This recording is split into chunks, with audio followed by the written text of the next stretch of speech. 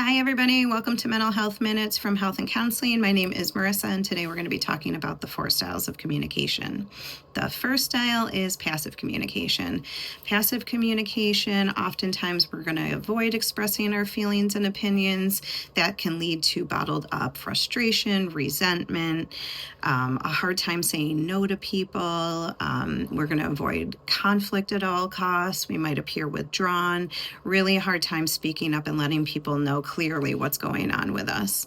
The impact on this over time is going to lead to potentially unhealthy relationships because the other person isn't going to know what's going on with us or what our needs are. It's going to greaten our depression, anxiety, and really impact self-esteem. The other end of the spectrum, the next style of communication would be aggressive communication. Oftentimes, this is going to lead to conflict because it's either going to create defensiveness from the person receiving the aggressive communication, and they're going to either want to fight back, or it can also lead to the other person shutting down. Oftentimes with aggressive communication, the words are actually missed because of the way that it's presented. If it's being using forceful language, if it's loud, if we're blaming people and being critical or yelling or using harsh tones. Over time, this is going to damage relationships. It's going to discourage open communication. It's going to create people not wanting to engage with us, and also can create an environment that's hostile. In the middle is passive-aggressive communication, which unfortunately takes the negatives of passive and aggressive and brings them together. So with passive-aggressive, communication, indirectly, we're going to be expressing ourselves not clearly, but indirectly to let somebody know maybe that we're unhappy or upset. This can be through sarcasm, saying something unkind, but then making it seem like it's a joke when everybody knows it's not. Giving the silent treatment. This is a huge form of passive aggressiveness, and this occurs a lot of times amongst roommates and work situations. It becomes a game that nobody's having fun playing, but it can go on, and it can create long-term confusion, resentment, anger, frustration. This is kind of an uncomfortable place to be because people aren't really able to say what's really going on, but we do let the other person know that we're not happy, and they're left trying to guess or figure that out, or they'll respond back with the same behavior that we're giving to them.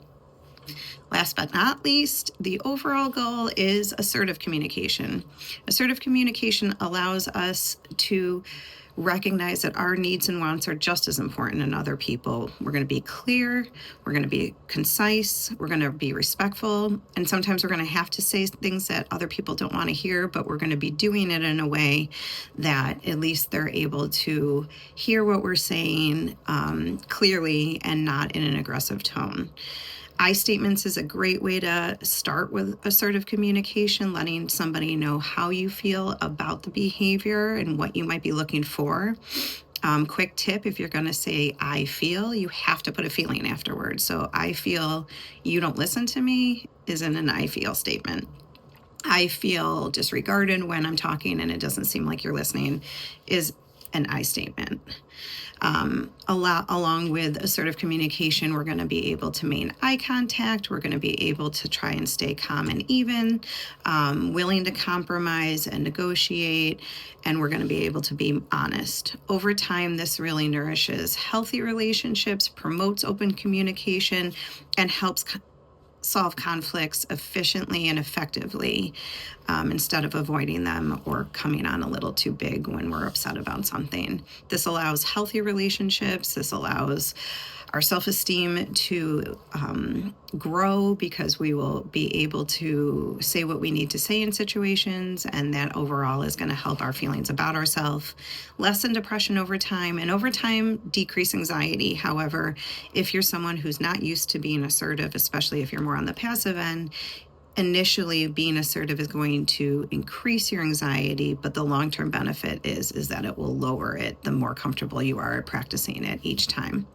So those are the 4 styles of communication. Hope this was helpful, and see you soon. Thanks.